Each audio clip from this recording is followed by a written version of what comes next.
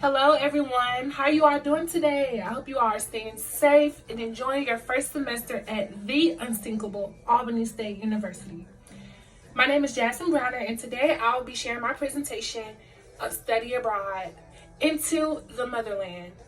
Yes, I did study abroad for a semester term, but I want to just take a moment to give you all a brief description of my experience as far as traveling to a new country for the first time and just immersing myself within the culture and how it influenced me to grow as an individual and appear on campus.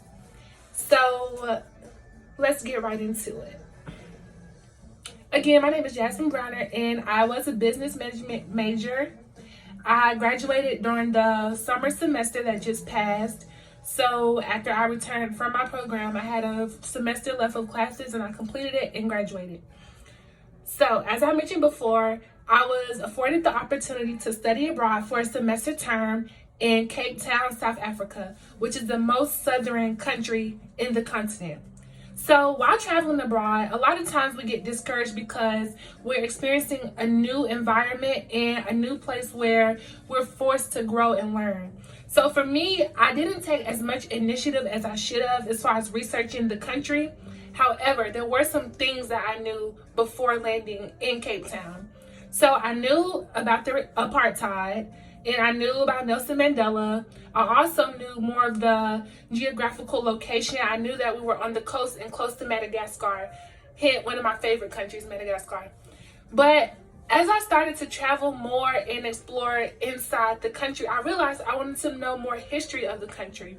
I wanted to know what made South Africa different than countries such as Nigeria and Liberia. I wanted to know what were the natural resources and also what was the culture like? What was the nightlife like? What was it about South Africa that was so special? And eventually I learned that South Africa had 11 official languages. There was a lot of cultural issues at the time, especially when I went over in regards to gender-based violence. It was a lot of socio-economic issues in regards to the townships and jobs insecurity and food insecurity.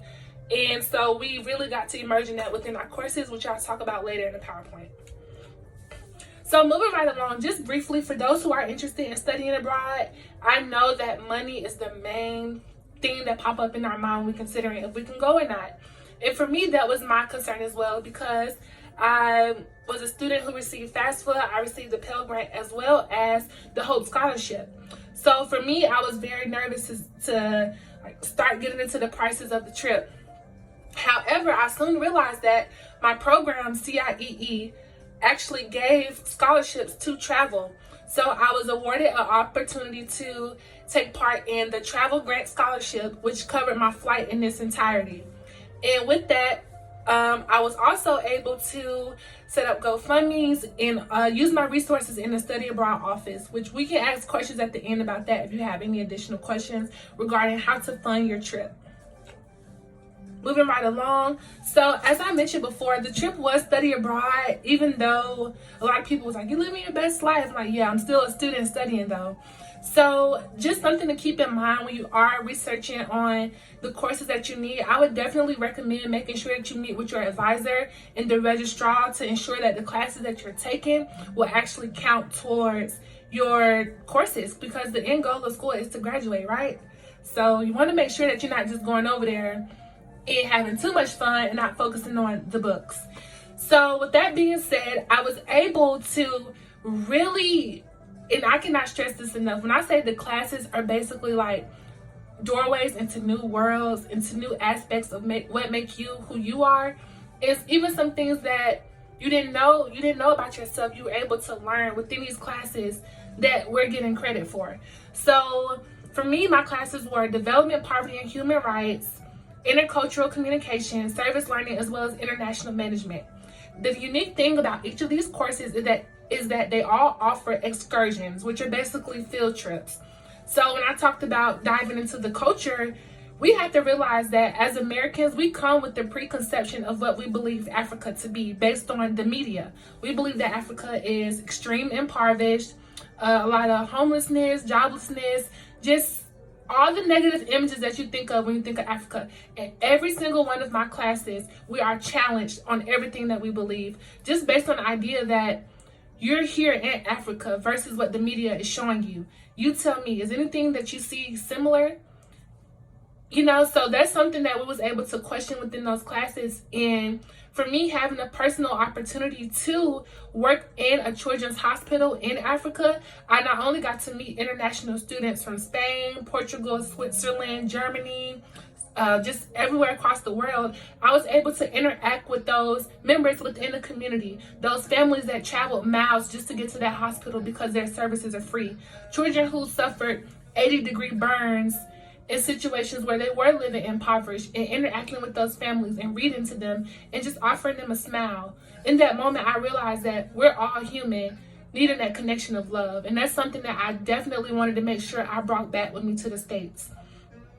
Now, with that being said, there was times where it was difficult in terms of meeting friends, in terms of adjusting to the culture, in terms of just knowing who I am inside and like being able to translate that to everyone who I met, who were complete strangers.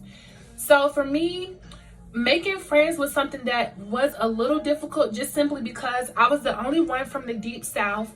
As you know, we're on the Bible Belt, Georgia, Florida, Alabama, etc. So I was the only one from the deep South. And it's funny because like they didn't even know what grits were. Like some of the students there in America. And for those of y'all who like grits, y'all know, like, we really like our grits.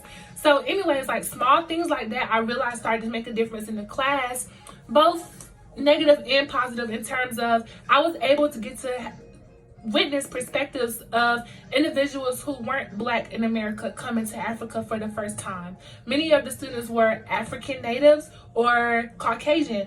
So we was able to just get to know each other and get to know our different perspectives in America's life, and then like learning each other in a new world, South Africa.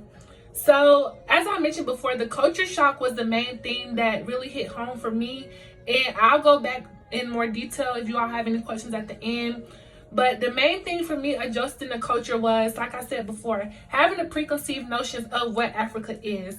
A lot of people believe that you go to Africa to discover yourself, which is true in some cases, but for me, it wasn't about discovering myself. It was about being able to be in an environment where I could freely be myself and grow who I already was. Because when I went over, I wasn't completely unaware of who I was as an individual and my gifts and purpose in life. However, being in Africa, it helped me to hone those skills that I knew I possessed, and also in an environment where I could share them and where they were meaningful.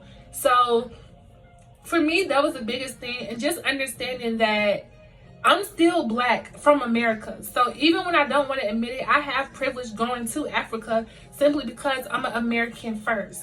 So a lot of times that's all people would see, like just mingling around in communities, like, oh, you're from America, because regardless of where you go in South Africa, your $1 is 15 of their rand, which is the currency. So with that in mind, you know, you have to be very mindful and considerate in how you interact with people, because regardless of you being Black in America, you're American and African. You're American in Africa, sorry. So just with that being said, you know, but a lot of things that we seem that we may worry about, we realize that it's not really a worry. It's just something that is new to us. So we have to shift and grow into that. So before closing, I just want to let you all know that there are some steps that you may need to take in order to make this trip successful. I strongly suggest that you all check out the Study Abroad office, talk to Dr. Asakwe. I'll have my email in the PowerPoint. Feel free to reach out to me at any time regarding anything. It can be from graduating to first years in college to study abroad. Don't limit yourself, because I'm a vessel here to help you all. So please take advantage of that, and thank you. So moving right along, just really quickly, what's next for me? If you're wondering, for me, what's next is I am building my career. As I mentioned, I recently graduated, so I'm working on that. I have my media company, Fried Bologna Sandwich Media Company, that I'm working on. And that's a platform for creatives to share their experiences, just like me here sharing with you all today.